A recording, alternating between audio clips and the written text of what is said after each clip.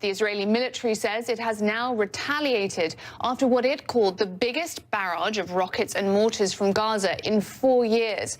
Israel says it launched more than 35 airstrikes targeting Hamas and Islamic Jihad in Gaza. Both have claimed responsibility for the attacks on Israel. Our Phil Black joins us now with the latest. So, Phil, the IDF have said that this is Israel retaliating after this massive attack. Talk to us a bit about the scale of this attack and what we know about the retaliation.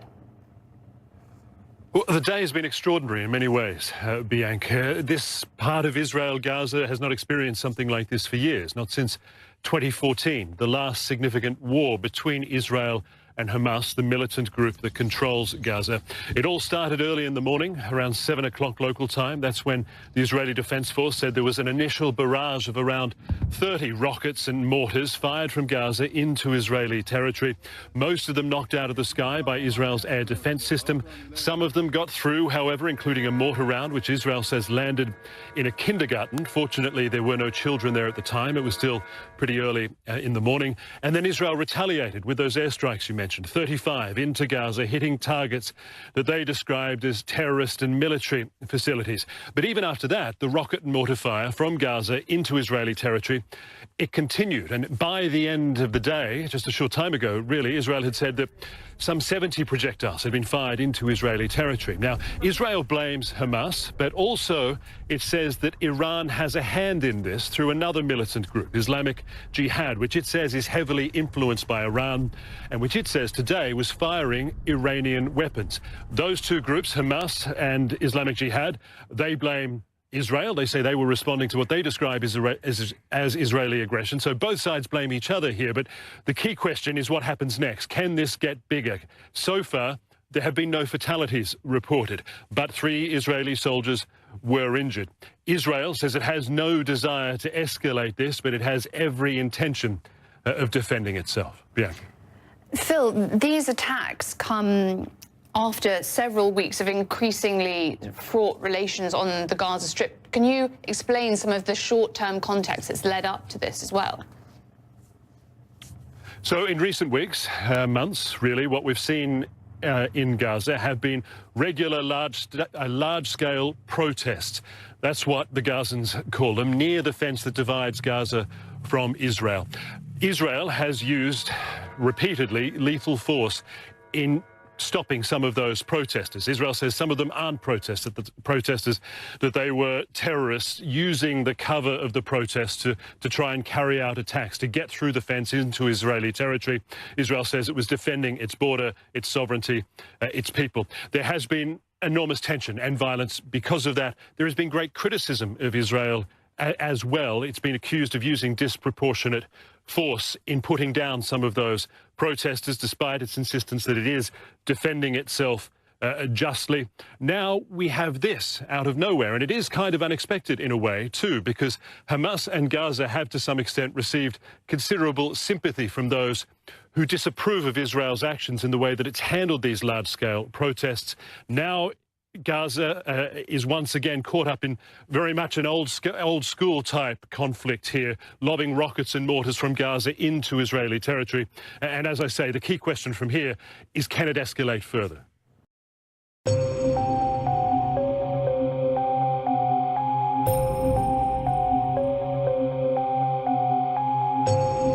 With Prince Harry's recent wedding to Meghan Markle, a lot of people have been asking questions about this. Why did he marry a woman whose parent was black? It's very interesting. I'm going to give you the answer to that here. Now, a lot of people may not even be aware of it, but Meghan Markle's mother is black. And this is very interesting because of the history of Prince Harry. His little rebellious time when he was younger, you know, wearing a swastika on his arm and saying racist things. But let's look at a few other things first before we get into all that. As you probably already know, it was a pretty expensive wedding. Even the cake itself was about $60,000.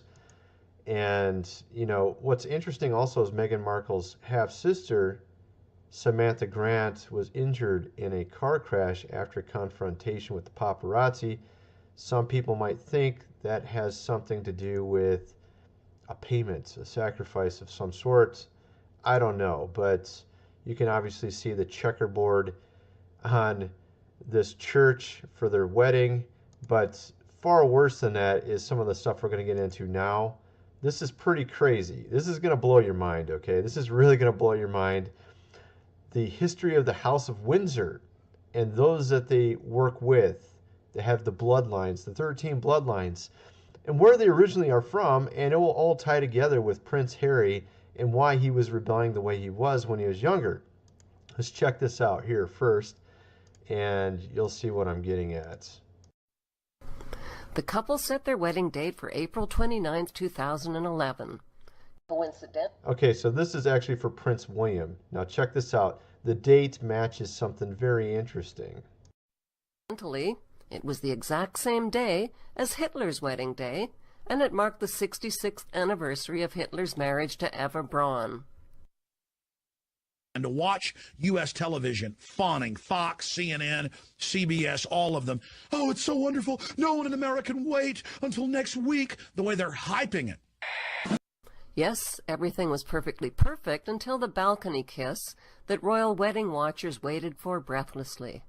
That magical moment was stolen by a 3-year-old flower girl whose sour expression cast a giant shadow over the royal kiss. The flower girl is the daughter of Lady Rose Astor, and she is also Prince William's goddaughter. Kate finally bent down and whispered something like, "Put on a happy face and get used to it. You're ruining everything." Why is the pouting flower girl important enough to be named Prince William's goddaughter? Because she's an Astor. Fritz Springmeier identifies the Astors as one of the 13 satanic bloodlines who made billions from opium, slave trading, and loan sharking. His book gives reference documentation of their criminal history. Many within these unsavory power circles were on the wedding guest list, like James Rothschild of the Rothschild-Bankster dynasty. James Rothschild brought along his passed-around girlfriend, Astrid Harbord, who, according to the tabloids, had previously shagged Prince Harry. Also on the guest list was Gary Goldsmith, Kate's uncle. The tabloids report that Uncle Gary is a filthy rich, cocaine-snorting, pill-popping, porn-peddling, foul-mouthed, randy, hedonistic playboy. Here's Kate's uncle at the wedding, popping pills with his female escort. Uncle Gary Goldsmith is the younger brother of Kate's mother, Carol Goldsmith. Kate's Uncle Gary was filmed covertly by undercover reporters for the UK's News of the World at his sprawling $10 million villa on the Spanish party island of Ibiza. He named his villa Maison de Bang Bang, which is French slang for House of Sex. Guarded by MI6 agents, Prince William and his bride-to-be holidayed, partied, and yachted at Uncle Gary Goldsmith's House of Bang Bang in 2006. The undercover reporters reported that Kate's Uncle Gary entertains his guests with hardcore porn on a massive 52-inch screen. He supplies pot, cocaine, ecstasy, hookers, and door-to-door delivery. Does anyone really believe that William and Kate just held hands and sipped tea on their Bang Bang holiday? And speaking of uncles, which uncle is slimier, Kate's Uncle Gary or William's Uncle Andrew? Prince Andrew is the brother of William's father, Charles, and the son of Queen Elizabeth. He is the fourth in line to the British throne. Andrew, who was also a featured guest at William's wedding. All right, so you saw a little bit there. It seems to be like things are a little bit different when you peel back the surface, right? Now we're going to get into Prince Harry and the reason why he was so rebellious when he was younger, of course, with his mother, Diana. We're going to check that out right now. Let's check this out really quick, and we'll get into commenting on this. First of all was the rumor that your mother got knocked up by Dodi Al-Fayed, and that your family murdered her because she was an embarrassment to the crown. Harry has a lot to be angry about. It's understandable that he acted out his anger and got caught by the paparazzi drinking, drugging, brawling, groping breasts, and making racist comments about dark-skinned people. What's not so understandable is why Harry wore a Nazi uniform and a swastika armband to an upscale dress party in 2006. The news was a reminder of the royal family's links to Hitler's Nazi Party, which they've tried so hard to cover up. Prince Philip is William and Harry's grandfather and the Queen's husband. He married the Queen in 1947 and changed his German name from Philip Battenberg to Philip Mountbatten to cover up his German identity. The so-called royal family which triumphed is basically German. They are seated on almost every throne in Europe. They are the Saxe-Coburg-Gotha-Battenberg bloodline, which... All right, check this out. This is where the House of Windsor reigns. Here's the House of Windsor, okay? You obviously have Queen Elizabeth II, who's still reigning. She's about, I think she's 92 or 93 right now. She's pretty old, and she's still making trips around. These are where they reign, countries they reign, their realms. These are former realms, the darker green, and the lighter green are current realms that they reign in. Notice Australia and Canada. What have we noticed as having issues of recent in Australia and Canada is this insanity of politics, political correctness, with everyone calling everyone a Nazi. Because, and this is the irony, okay? This is the irony. So these realms are the ones that have all this immigration problems. You ever notice that? And they have these rapidly changing policies and control mechanisms over the people. And if you don't go along with it, you're a Nazi, which is ironic because of who reigns over these countries have actual bloodline ties to that. Isn't that insane? I mean, just what is the irony? I mean, you have to ask yourself if these people don't have a very sick sense of humor, very sick and twisted sense of humor, to basically call people what they are and make themselves look innocent and make themselves look as if a chameleon, like no one knows what they really are. You see what I mean? I just find that to be very, very humorous. Okay, let's check out a little bit more of this here. If I can get back to it, if I can ever find it. All right, here we go. Often intermarries with the Hesse-Kassel German nobility and claim Jewish descent from the royal house of David in ancient Israel.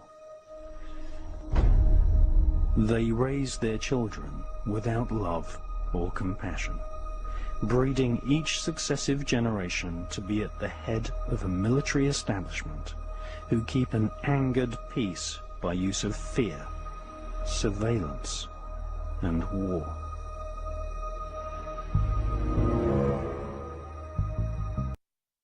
It's interesting they mentioned war because a lot of these realms were established after the war, okay? After the Balfour Declaration of 1926. It's very interesting. Following the end of the First World War, however, shifts took place that saw the emergence of dominions, British Commonwealth as independent sovereign states. The shift was recognized by the Balfour Declaration of 1926. See? You see a lot of establishment here. Okay? You can see it down here even. United Kingdom, you have New Zealand, and you have Canada and Australia. They're all commonwealths. They're all underneath their reign. Okay?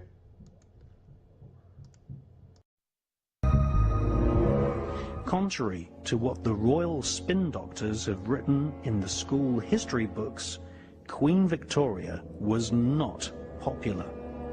She was often hissed in public, and there were no less than 7 attempts to kill her. Keeping the populace ignorant, using adults and children alike as virtual slaves in workhouses, providing no adequate protection against hypothermia, working every man and woman to exhaustion, and imposing a crippling poll tax was the modus operandi of Queen Victoria and all her relatives sitting on the thrones across Europe. so-called Victorian values allowed children to be used as slave labor. Inhumane slums and widespread poverty was common across the whole of Europe. Like her husband, Prince Philip, Queen Elizabeth came from a royal family of name changers, and for precisely the same reason, to cover up their German identity. Before 1917, the British royals bore the German name of Saxe-Coburg-Gotha, which was changed to the more British-sounding name of Windsor. The Queen and Philip are both the great-great-grandchildren of Queen Victoria, who married her German first cousin. That makes Elizabeth and Philip inbred kissing cousins. According to genetic researchers, marrying your relatives is not a very good idea, and here's why.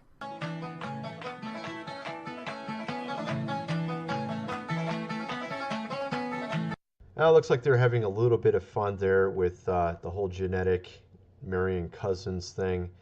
But I just wanted to do sort of a peel back the curtains type of video here and just cover some about the House of Windsor. Looking at Prince Harry and Meghan Markle's wedding, it's a very interesting topic considering the fact Meghan Markle's mother is black and they're not royalty. So I find it very interesting with Prince William and Prince Harry, who they chose to marry. I'm kind of wondering if this is a PR campaign for the kingdom itself, knowing that they need to keep people ignorant, make it look like some sort of popularity contest. You know, oh, look, it's the prince. And of course, the mainstream media is completely in on this. They're 100% all in. And you got to ask yourself, why is that the case? Obviously, bought and paid for. It's not rocket science, right? So, I just wanted to kind of peel back and show you guys sort of the real history of the House of Windsor and just cover a little bit about that. And, you know, considering Prince Harry's history, you would have to ask yourself if this is a PR campaign. In the end, really it is. It's very strange. Or perhaps Prince Harry himself has just changed as a person. And, you know, maybe he's trying to make amends for his past history. I don't know. But let me know what you guys think in the comment section below. And thanks for watching.